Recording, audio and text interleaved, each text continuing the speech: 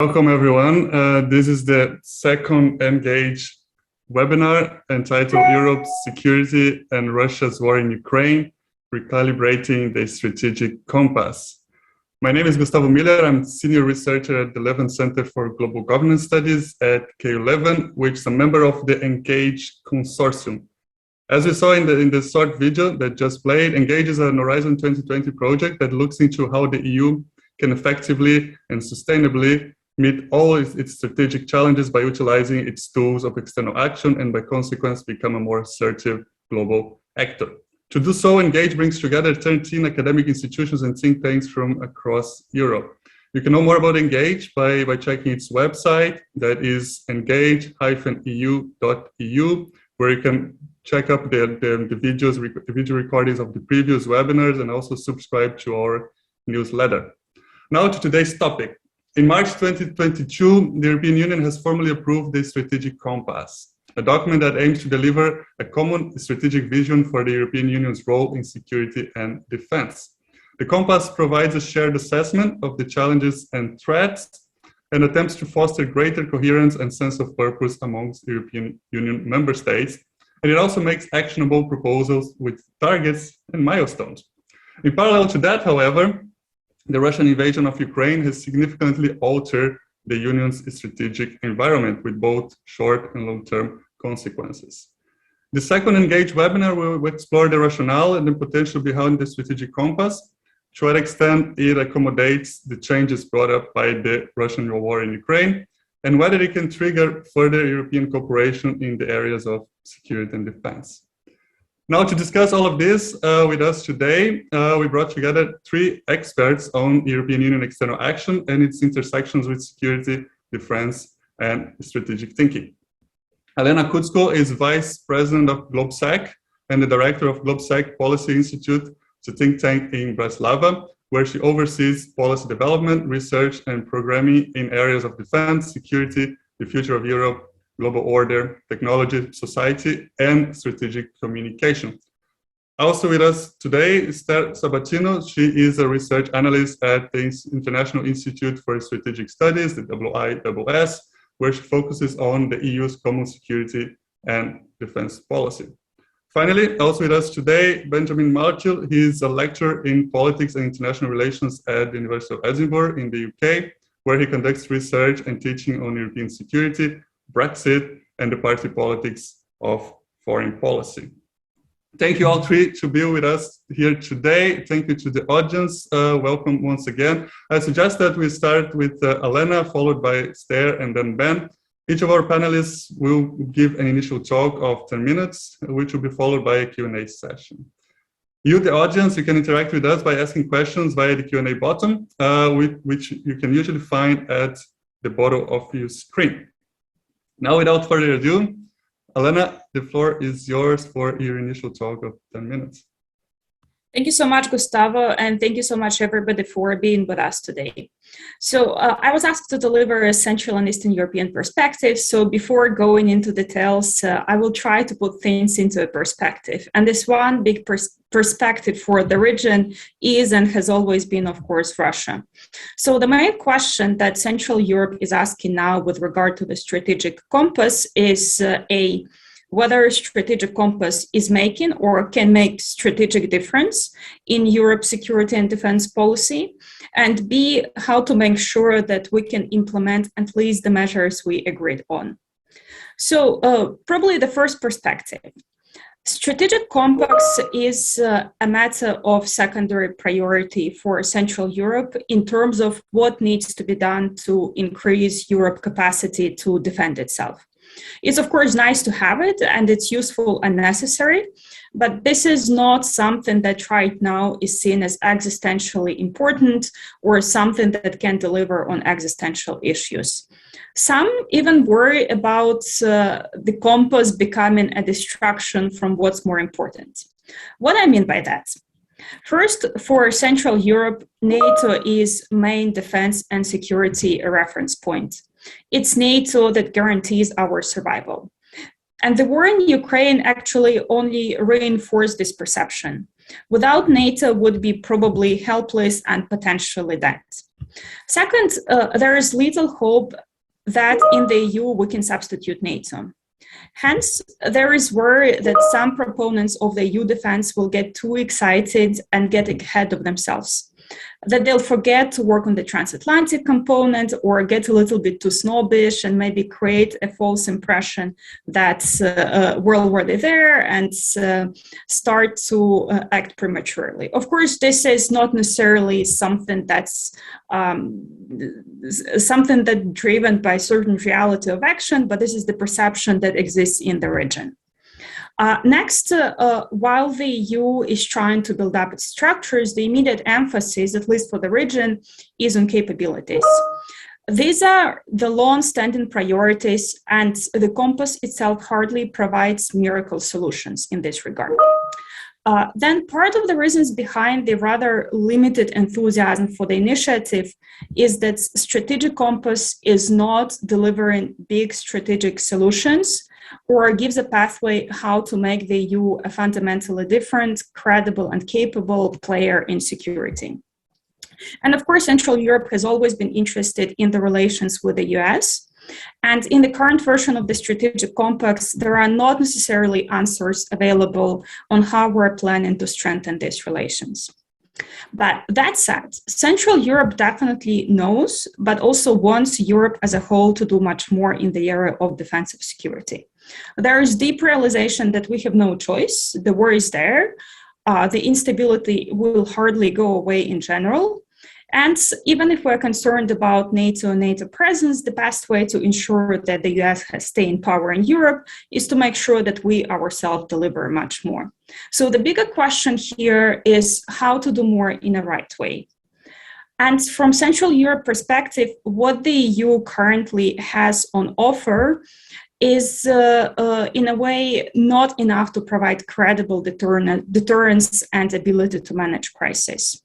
So still, strategic compass is important, and it is important especially as part of a broader set of documents and policies. Specifically, NATO's strategic concept will be the one that will matter the most for the region, and it will be important to see how strategic compass is in synchronization or maybe desynchronized with the NATO strategic concept. And of course, the EU-NATO statement after the June Madrid NATO summit will be very important to clarify exactly how both institutions see the synergies and relations with each other. A couple of words on the timing of the concept. There was a lot of criticism that the concept was, that the strategic release of the strategic compass was rushed from the point of view that once the war started, naturally it had to be rewritten significantly to update to the new situation. And there was a discussion whether to postpone it or to release it. I personally think that it was a good idea to release it, simply not to waste time and start moving at least on what we can. But of course, it necessitates significant updates as we go. We don't know yet exactly the consequences of the war. We're just at the beginning of this conflict, probably. So a lot of work and a lot of follow-ups will be needed. The concern for Central Europe is that still, even with this new European realization that times have changed, we're still thinking about the perspective of a decade or more. And here people are more concerned that maybe in a decade we potentially might be all dead and we might not have a decade or decades to work on the European defense. So there's urgent need and urgent push here to speed up the developments and try to implement at least what we can as quickly as possible. And of course, another point, and that's not necessarily just a Central European perspective, is how much of a strategy is in this strategy. Borrell in his introduction said that he wants a quantum leap forward. I'm not an expert on physics, but my understanding of a quantum leap are a bit bigger. Still, the strategic compass that's available is not necessarily the break from the past. It's a significant progress, especially by EU standards. That's undeniable. A lot of great work has been done. We're much further away than we were. And if we were issued it last year, everybody would be amazed how far the EU has made it. The problem is that the situation has changed and maybe our assessment of what's enough has changed over the past couple months as well. I would still want to highlight a couple of things that I think was great in the strategic compass and that I would like to highlight as achievements. First, it should not be forgotten that with all the criticism for it, it's the first time that the EU was able to issue a shared threat assessment. Of course, we should give the credit to Russia for that. Nonetheless, Central Europe is especially happy that finally there is this consensus on where the threat is from, what is the urgent need, and what kind of danger is represented by Russia. It's also not to be underestimated that we managed to get it out during the aggression. Even with all the hiccups and everything, it's enormous work that's been done in parallel with everything that the EU and national governments were doing to immediately respond to the crisis. I do appreciate also the fact that the concept, that the compass tries to build on the European strengths in the area of hybrid, cyber, and other areas. This is, of course, the legacy from the past. We always talked about this division of labor, but I do appreciate that now the EU looks at it more as an integrated approach rather than trying to pretend that this is an exclusive competence of the EU, and at the same time try to make sure that the EU can do much more in these areas as well. Of course, European Peace Facility has showed itself in action already over the past 2 months, and it has great potential to be developed even further. And I personally find very useful and interesting also the single intelligence and analysis capacity. Also, just to have the shared situational awareness, but also in reflection to the fact that with all our smartness and our discussion about the capabilities that we're lacking, it's not the lack of capabilities that a big problem right now, but it's a lack of our ability to predict that we will have the war that we're having now. So the forward-looking assessment and shared situational awareness is also something that's I do appreciate about the compass. And I want to conclude with a couple of points where I think a lot of homework still needs to be done. Again, its strategy is always work in progress. It can never be set in stone because the adversary has a say as well. And you always have to be flexible and adapt to what's happening out there. So I don't take it as something defeatist, that the compass is failing, not at all, just to know in which direction we need to get more work done. First, of course, for Central Europe, as I said, capability is always important. So the trick here, and it's not criticism to the compass, but actually the point that we need to implement what's written in the compass. And that concerns also the acquisition of the capabilities and actually spending the money that we dedicated to it. Threat assessments. Of course, Central Europeans are very excited that Russia finally is well understood and this threat assessment is shared. But maybe this Russian Death Star has a little bit too much of the pull and gravity right now, and there hasn't been much space dedicated to the rest of the world, to be it to what's happening in the Indo-Pacific or even Africa, Latin America, Mediterranean. All these threats, they're kind of, we think that they're suspended, but they're not. And we need to also be able to look forward and see what the potential threats coming out there. Of course, we will need more clarification about relations between EU and NATO and what's our approach towards the US as a strategic partner and in the future. There are a lot of specific questions concerning the RDC. It's good to have it there, but of course it's very unclear still, and that's the same problem as we had in the past with the battle groups, how exactly to make sure that they can be deployed politically, but also how to set up the financial arrangements in a way that financial burden will be shared and no nation will be held back just because they will have to bear the highest cost for its deployments. And actually, the compass itself highlights a lot of areas where the decisions are to be made this year. So we'll be looking forward to the next steps as indicated in the compass itself. Thank you so much, Alena. Thank you for highlighting that the strategic compass is, of course, not happening in a vacuum, right? There's many other documents that we're paying attention to, and we're going to look forward as well to the NATO strategic concept that's coming up. I'm going to come back to this in the discussion, because definitely transatlantic relations are a central element of our debate today. But before that, let me move on to Ester then. With a perspective from Berlin as well, but also from the WIWS. Ester. Yes, thank you, Gustavo, and thank you also, Alena, because you highlighted already some aspects that I think are particularly important, like the focus on the absolute novelty of the threat analysis.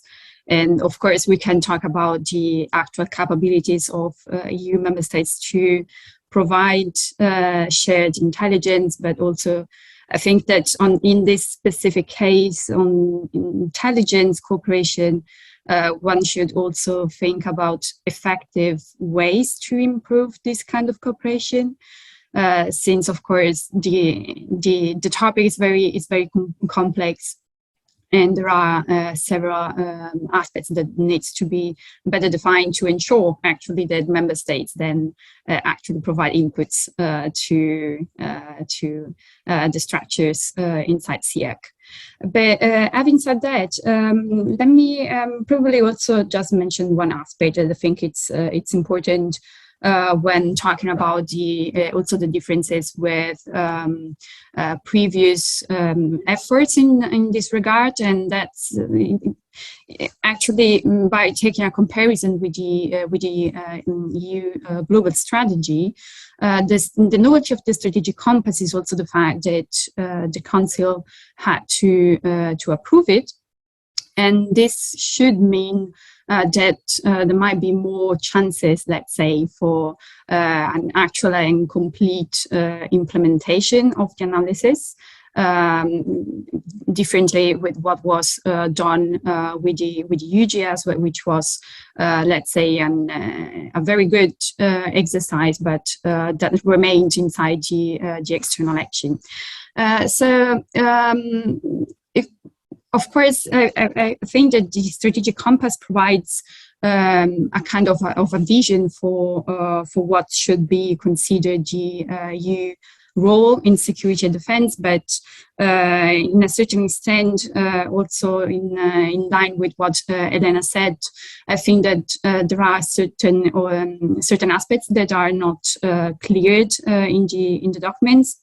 So, like, for example, the problem for collective action, so the necessity to have a consensus-based activity in CSDP, or the problem of the fragmentation of the European defense technological industrial base, and of course, everything that comes with it. So everything that's related to capability development and improvement of the set of capabilities among member states and interoperability among them.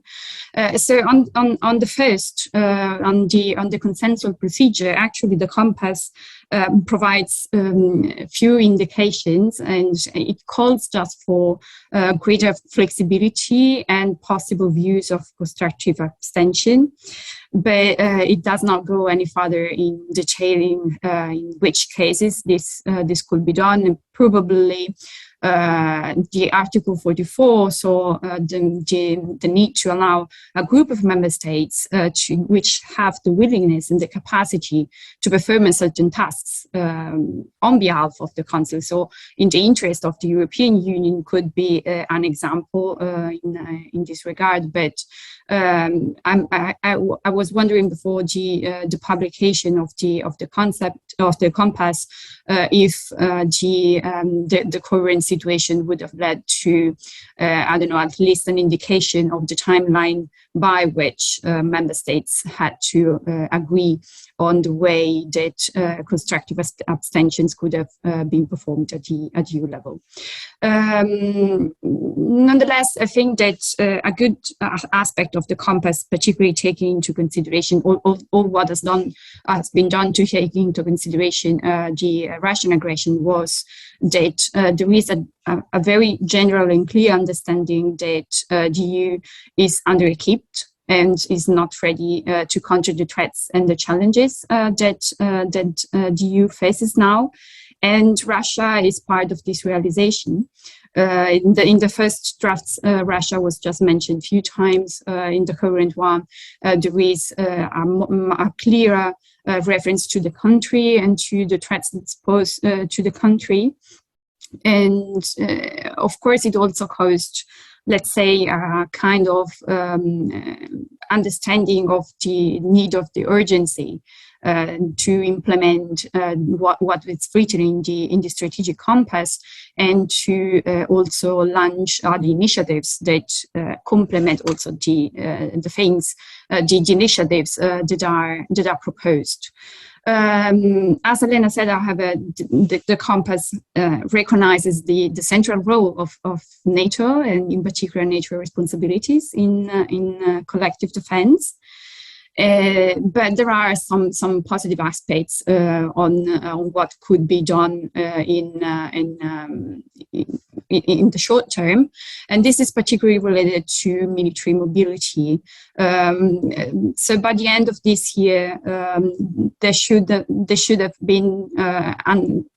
be carried out an analysis of how the infrastructures are capable to sustain a short notice movement, and we saw that at the beginning of the war in Ukraine, there were also discussions on particularly on military mobility and on how soldiers to be moved from European countries to the NATO forward presence were difficult, or took much more time that potentially would have been needed if we were in a situation with harmonized procedure and with good infrastructure.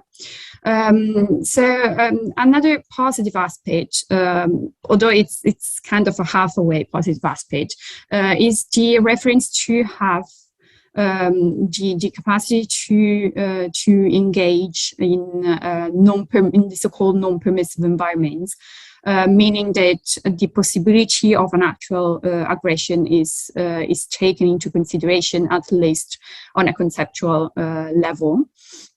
And the Russian invasion did not change considerations over the rapid deployment forces.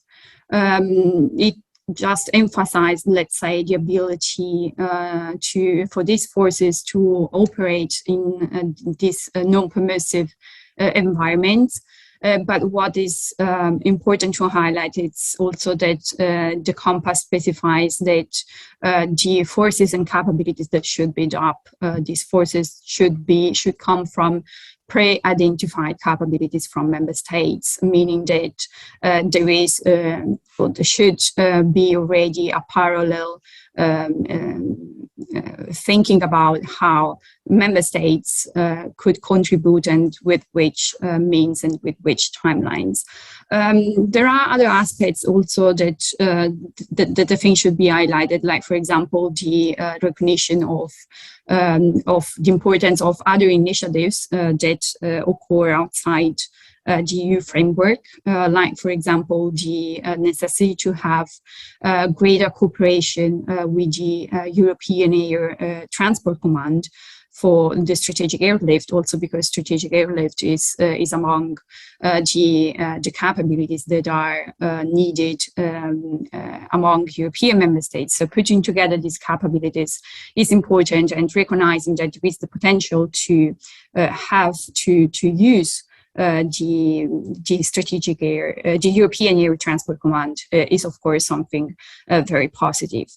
Having said this, I wonder what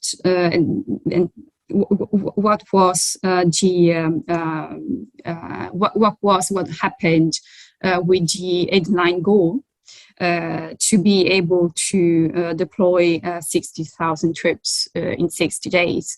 And it seems that if you ask me, does the compass define a clear set of ambition? And so my answer would be, well, actually, I'm not sure, because we had the headline goals which were agreed among member states. Of course, they did not materialize so far, but then we have this renewed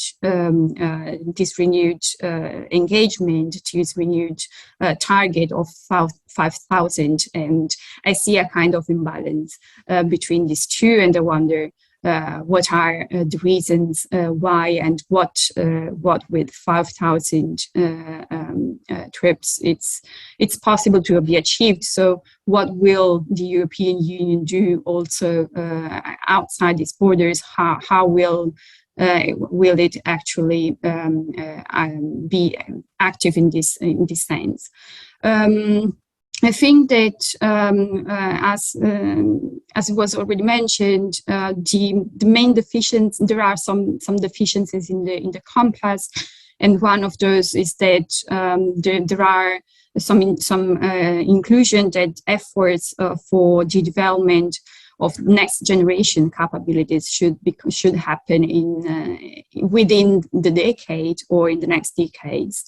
And of course, this is a very long time frame, and the compass also does not solve other problems, like a difficult choice that member states need to face, which is actually the decision between filling the current capability gaps, which we saw are consistent, and deciding whether to fill those gaps or to invest more and more heavily on improved readiness level and on improved capabilities. So this question is up to member states, and it will be up to member states to decide how to balance this. But of course, this will have repercussions also in the near term to what the European Union as a whole might be able to do. And so this is an open question, but how to solve also this problem are the instruments that have been agreed upon recently. So after the strategic compass, like the Commission contribution to defense, or the proposal to have a VAT waiver for joint procurement and production of military capabilities, are those instruments enough, or what is really needed to ensure that we will then end up with something that is more structured, more efficient, and effective for a European defense? I will stop here. Thank you so much, Ester. Thank you for highlighting as well that there are some differences between the original draft and the document we ended up getting. Also quite striking how we scaled out the ambition from 60,000 deployable troops to only 5,000. Well, I would like to pick up on that again in the Q&A. But before that, let me remind the audience that you can ask questions via the Q&A button. The faster you ask a question, the more likely it will be answered. First come, first served. But now let's move on to Ben. Ben, on to you for we get out of the EU, but we are still in NATO. Wonderful. Thank you very much, Gustavo. And it's great to be here among fellow engaged colleagues. So I was asked to speak about the United Kingdom and the strategic compass, which is quite difficult because there isn't really much in the strategic compass about the UK. It's limited to the following 16 words: we remain open to a broad and ambitious security and defence engagement with the United Kingdom. Well, great. There's more on security and defence cooperation with Canada than there is with the United Kingdom, which seems like a bizarre omission at a time when European security is in such a perilous situation, and given the strategic importance of the United Kingdom. But of course, the feeling is mutual. The United Kingdom has been at pains to avoid talking about the EU in its own strategic documents, and has not yet taken the opportunity provided by the Ukraine crisis to patch up some of the issues from the negotiations. So what I'm going to talk about today, I'll say a little bit about the nature and timing of the compass itself. Then I'll say something about EU-NATO, because I think that's a helpful bridge to talking about the United Kingdom. And then I'll talk about the difficulties of establishing any renewed UK-EU security relationship. And I'll try to do that within 10 minutes, but I might not cover everything. So first off, I want to say a few things about the nature and timing of the strategic compass. Now, as with the global strategy, this is not a case of a crisis bringing about a solution. It's the other way around. The intervention into Ukraine in February of this year has come midway through the process of and talk about the strategic compass. It's intruded on an ongoing process. And I think that's led to a few limitations in a way. And I think you can see, that you can see how the politics plays out in this. So let me speak about some of the limitations first. I mean, one would be that documents are the EU's happy place. Okay, and we've seen this with previous articulations of security. What does the EU do? What does its consensus-based political system suggest? That you need to get all the member states around the table talking about the issue first. It isn't necessarily a bad idea. It's simply that it can't always make up for some of the gaps in underlying political preferences or capabilities. It's a very bureaucratic solution to, I would say, a strategic problem, but also a problem of ontological insecurity, a problem of what is the EU, what are we all about? I think you can read into the compass as well the aspirational nature of this. There are some key action points. There are some very good ideas. There are some new ideas. At the same time, this is a document that aims to construct actors. It aims to build an actor which is capable of making these decisions. It's not a document about these decisions and policies in itself. To use an analogy with the United States, obviously a major security provider, we're not the United States deciding what to do in the aftermath of 9/11. We are the United States during the Constitutional Convention trying to decide what kind of actor Europe should be and how it should respond to security threats. And of course, what follows from this is, and from the fact that the crisis has intruded in this ongoing process, is that a lot of the concepts in the strategic compass are those that we've heard before. A lot of what we read about alongside some of the new developments like the RDC, like more structured EU-NATO cooperation, are references to the EDF, to PESCO, to basically structures and institutions that were promised in 2017 on the back of global strategy and Brexit. And so a number of these things are still iterative and in development. And the final limitation I think I'll point out is there's a certain political performativity within this document. As you would expect of all high-level bureaucratic documents, it's about constructing the EU as a significant global actor. And there's always a risk here in the background of reopening this capabilities expectations gap that Christopher Hill famously talked about in the 1990s, that and something that Alena touched upon in her talk as well, this idea of running before you can walk. I think it's not entirely problematic, of course. Certainly the EU can't be accused of fighting the last war. Russia was going to be high on the agenda and a big part of the strategic compass, irrespective of the intervention in February. It's allowed the EU, in a way, to hit the ground running and to get a lot of the coordination and discussion out of the way beforehand. A lot of the groundwork had already been done. I think it's quite productive in a way that a lot of the initiatives from 2017, from this kind of year of defence, are now the new baseline and are being built upon in very interesting and constructive ways. And I think unlike the global strategy, which very clearly had the imprint of Federica Mogherini, the High Representative, which was, which in a sense, the insider accounts suggest that it went slightly beyond what some of the member states were happy with. I think we've seen a much more consensual, grounded process for the strategic compass. So I think it's, just like with the meetings and the conclusions of the European Council, once everybody's on board, there should be relatively rapid movement in this direction. Let me say something briefly about EU-NATO. I think the document says all of the right things. It talks about a more structured relationship. It acknowledges the elephant in the room, which is that NATO is the primary security and defense provider on the European continent and is going to be the most relevant actor when it comes to containing Russian aggression.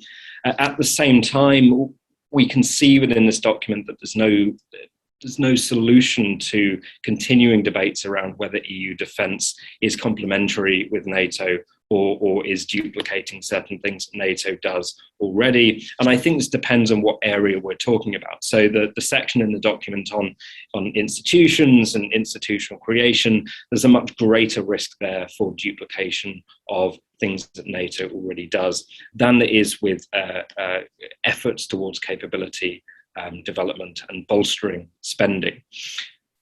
I think as well, we can't talk about NATO without talking about the United States. The role of the United States here, I think, is a big unknown in two respects. So one is geopolitical. What does Ukraine mean for the United States?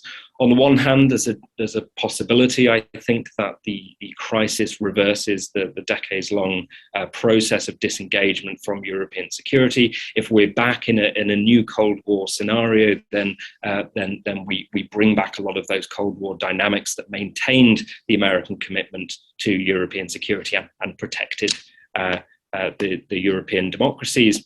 On the other hand, we're in a more multipolar world. The US is more concerned now about China than it is with Russia, and there's been I think some evidence in the US's statements that it's trying to keep this as a Europeanized conflict and to avoid getting into broader spats with China.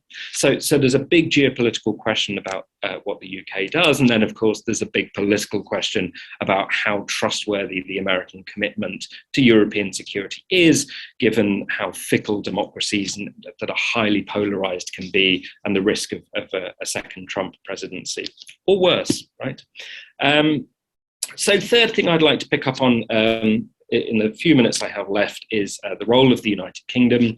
I think it's clear from what we've seen the UK do, but also from President Zelensky's statements, that the UK is making a sizable commitment in terms of training and arming the Ukrainian military, significant troop deployments in Central and Eastern Europe, which have been the case since 2014 and beyond. The talk of an agreement with Ukraine, which ironically didn't take place because of the Russian invasion, but the bilateral agreement with Poland and with a number of other European countries, and most recently the security guarantee to Sweden and Finland, on top of the other things that the UK has been doing, like the Joint Expeditionary Force, with a view to containing Russia before the invasion. Now, interestingly, we haven't seen a turnaround in the UK's relationship with the European Union. There was talk after Brexit from Theresa May's government about a deep and comprehensive security partnership. Boris Johnson infamously decided that wouldn't be negotiated as part of the TCA for a number of different reasons: needing to get Brexit done, being annoyed with the Europeans, having more right-wingers in dominant positions in the Conservative Party who didn't believe in European security, and of course not having President Trump in the White House anymore. So what's interesting, I think, is that we haven't seen any kind of turnaround from the UK when we've seen that the Ukraine crisis has really challenged political and geostrategic preferences in other European states, right? I mean, think about Sweden and Finland and their ostensible neutrality. Think about Germany and the Zeitenwende and all of the discussion that's gone on since then. So the question is, why didn't we see that in the UK, right? Given the contentious nature of the post-Brexit settlement and the clear evidence there of a security gap. And I would suggest that that's because the Ukraine invasion has really reinforced some elements of the UK's view of the world. It's reinforced the significance of NATO. It's reinforced a belief in London that the EU security and defence collaboration is vulnerable to the veto of individual states like Hungary, in most obviously in this case. It's reinforced the clear evidence of a threat from Russia and from the East. It's reinforced the importance of the United States, and possibly even reinforced the UK's own sense of its own power and its own influence, right? I mean, the UK is a major actor in this crisis. And so the reason I think that we haven't seen any kind of turnaround is there's been no crisis for the EU, for the UK's sense of self, as there has been for Germany and for Sweden. And it's this identity-based element which really would be key. But this doesn't mean that the UK isn't harming itself and European security by refusing a more structured partnership with the European Union. It's simply that the dominance of NATO in this field and the UK's power allows it to make this costly move on the basis of its political preferences. So I've gone over time and I'll stop there, but thank you for listening to me. Thank you so much, Ben. It is indeed striking that there are only 2 references to the United Kingdom in the document. As moderator, I did my homework earlier today. I did a word search and I found those 2 references. And then I said, wait a minute, perhaps the UK is referenced actually as the UK 2 letters. I looked for those, and I found 19 references. But the problem is that Ukraine also starts with U and K. And then that's very much of a biased research. It is indeed true that the UK is only referenced twice as the United Kingdom and once as the UK. Thanks for shedding light on that. Now let's move on to our discussions. We already have a couple of questions, and let me encourage the audience to keep on asking them via the Q&A button. Let's then go to this first round. Our first question has to do with exactly the relationship between EU and NATO and this possible duplication of effort, or if the relationship can, at the end of the day, be clearly planned and foreseen. Here we have Theodor Moga who asks, now that Finland and Sweden, who are already members themselves of the EU, are joining NATO, can we think of this partnership being settled once and for all? So a different question here. Another question has to do with the necessary change in the legal documents of the European Union. Now that we had this discussion coming up to the forefront again with the end of the Conference on the Future of Europe, we saw how that sparked change, conversation on possible treaty changes and a little bit more of a bolder moves in that direction. Do you believe, and that's perhaps for the 3 of you, that we're going to need a stronger action in that regard in terms of changing the treaties to be able to make those, to achieve the targets set by the strategic compass? Or can we meet most of those targets without the infamous opening of the Pandora box of the treaties? There will be a second question. A third question has to do with what Ester mentioned earlier, which is this de-escalation, so to speak, or downgrading of the general ambition regarding the rapid reaction forces.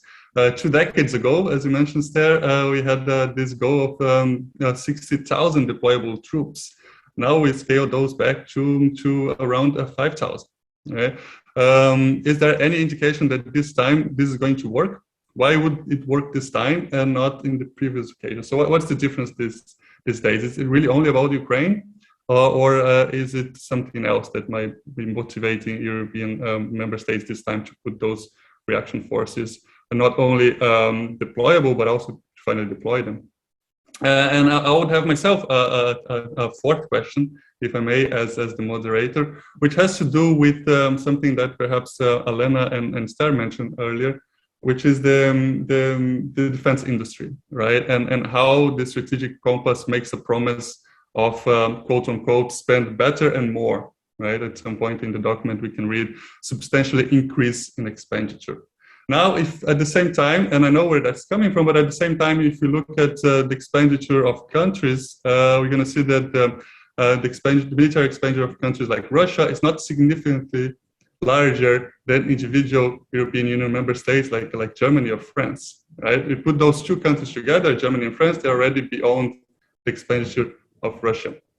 So my question would be, aren't we so much into the fog of war still, that we are perhaps aiming at much higher level of expenditure that we should for the sake of the European economies, for the sake of the various social policies that we have?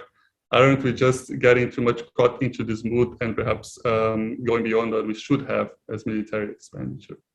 I'm going to throw all those difficult questions back at you now, reminding the audience that the Q&A button remains open. I suggest we take them on the same order, if you will, starting with Alena first. Thank you so much. Then I'll have the freedom to pick up only the questions where I feel... You absolutely have. Please yeah. Yeah, perfect. Maybe I'll start from the last question that you had in terms of the Russia comparative analysis of the expenditure. Actually, the thing with Russia is that Russia has been spending all this money consistently for a couple of decades, at least already, not even counting the Soviet Union spendings and everything that they inherited from the Soviet Union. In Europe, we effectively stopped spending for the past couple of decades, and that creates a huge gap. So even if we now start spending at the level with Russia, or take even like at the level with the US, whoever, it effectively means we're very, very far behind, because we need to compensate for these decades of underspending. So I'm afraid that exactly because we saved so much money, or we think that we saved so much money of not spending on defense and security for the past decades, we have to spend now much more than we otherwise would have been. So I wouldn't directly compare the percentage of spending in the given year. Second, in terms of the 60,000 troops being downscaled to 5,000 troops, again, I don't know for sure, but I would say two reasons. One of them is actually maybe because exactly the goal was so ambitious that nobody seriously thought that it's implementable. And the idea is that let's put maybe a very small target ahead of us, but maybe that makes it more implementable and more realistic in terms of utilizing it. Of course, the situation in Ukraine significantly changed the rationale for what is needed and what for. The first calculations were made keeping in mind Afghanistan, and the situation there is very different, and the purpose of the deployable troops would be very different in Afghanistan. So I think maybe it's this uncertainty in terms of what actually we want to do with these forces and how they can be used that led to this downgrade.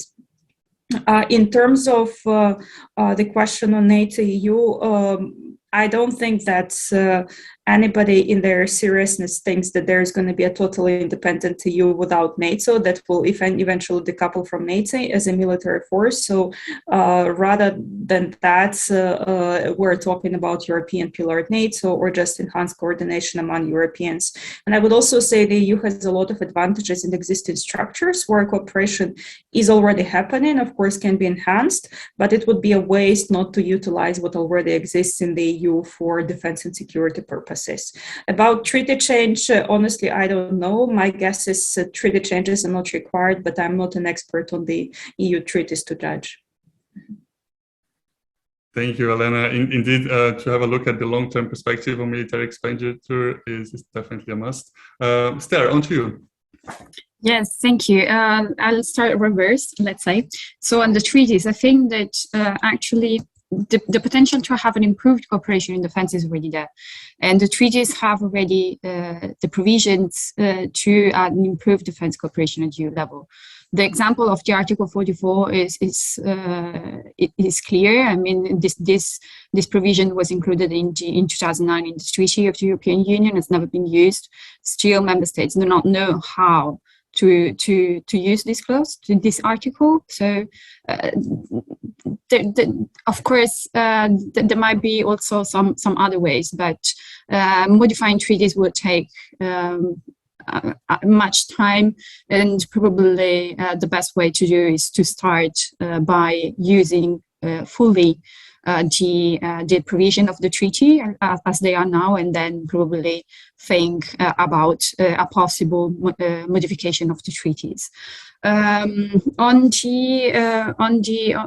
the spending, I just want to add, I totally agree with the continuous lack of defense spending in the last 20, 30 years, I don't know how many years, but I would also like to highlight a few data.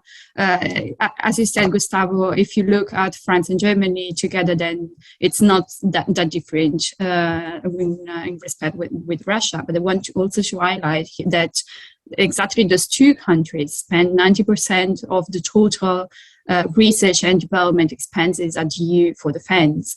And this raises also a question of the quality of the capabilities. And if there is no investment in research and development, and then in the production in the development and the production of the armaments, then okay, in total, probably we spend not that less, but in comparison also to other actors, first of all China or the US, specifically for research and development, we spend together, all 27 member states more or less spend 19-20% of the total defense budget that's spent in Europe, while China and US are set around 35-40% of the budget.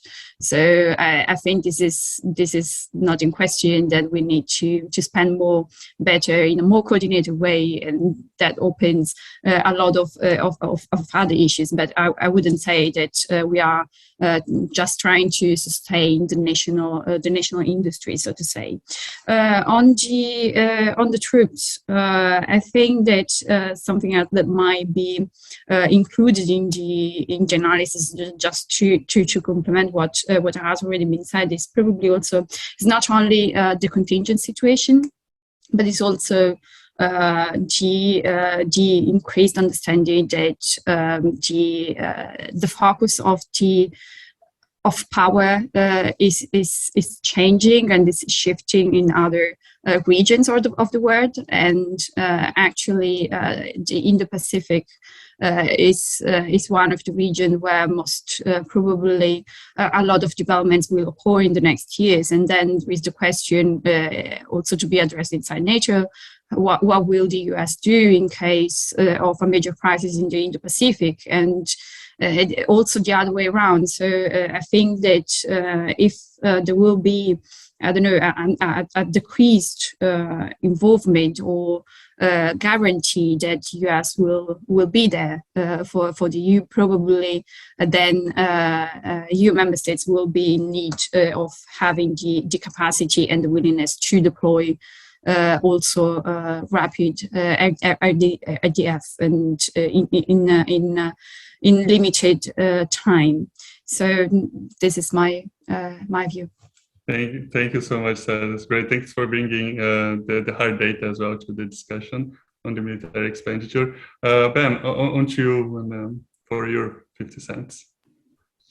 Wonderful. Thank you so much. These are great questions. So I'll just pick up on two things. So first, I agree on the question of NATO's role, and I think I agree on the value of having those discussions again on the idea of a European pillar of NATO. I mean, those were the big discussions in the 1990s. In many ways, it feels like they're more relevant now than ever.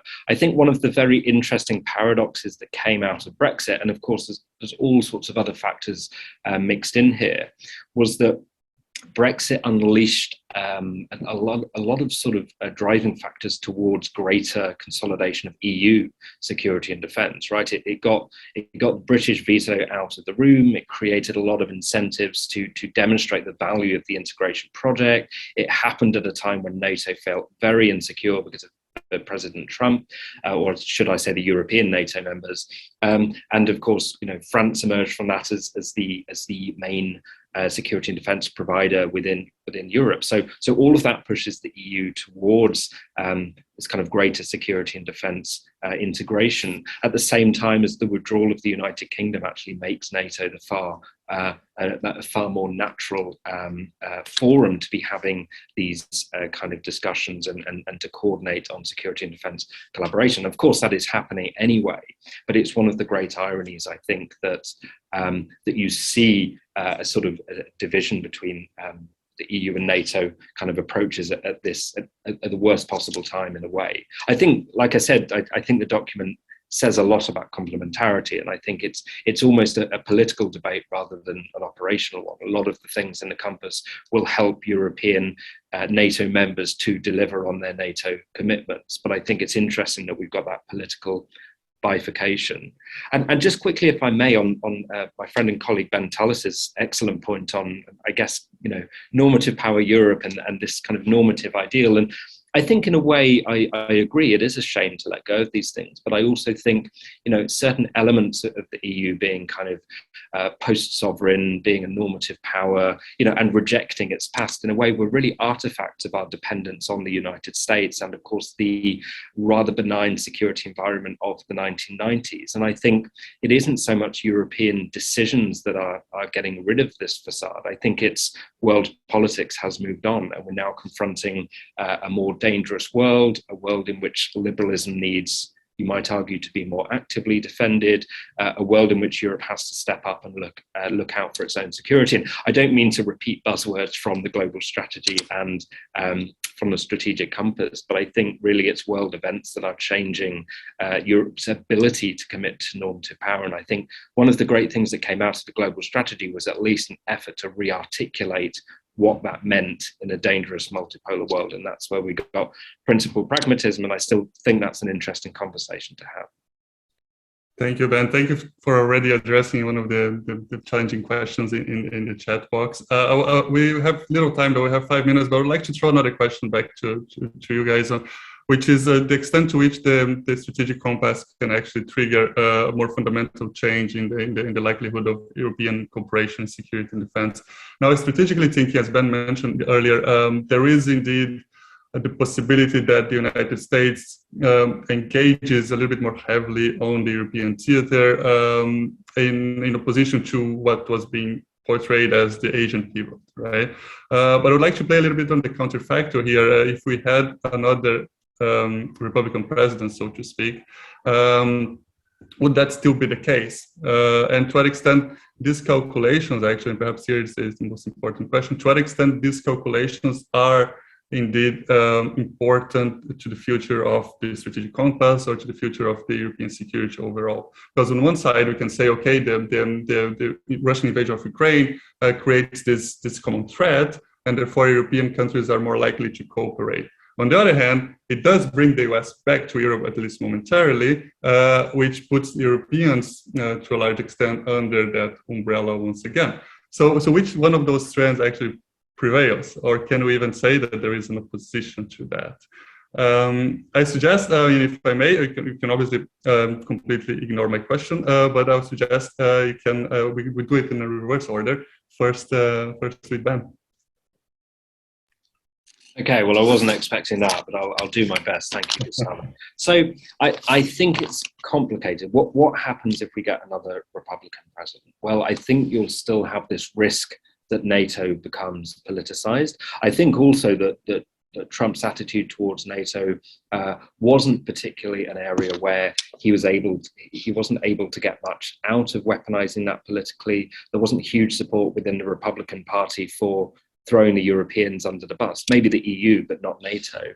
And so I think we could expect that to be slightly more restrained in the future. I mean, the key here is really that is, unilateralism may be associated with the Republican Party for many decades, but the commitment to European security, or the lack of it, isn't one of those things, right? And so it was a real shock when the Trump administration started to do down NATO.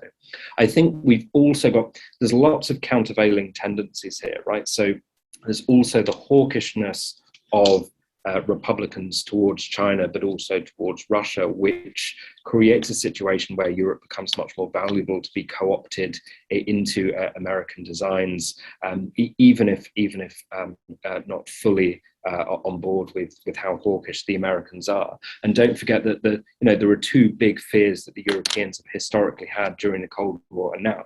One is that you have a very right-wing president in the United States, and you have a high degree of divergence between the Europeans and the Americans, and a lack of support for these institutions. The other is that you have either a very isolationist or a very centrist or more cooperative president, and you see a reduction in threats, and then the Europeans worry about the commitment to European security. So you can play it both ways, and I think it's just quite complex. Complex indeed. Thanks, Ben. Esther?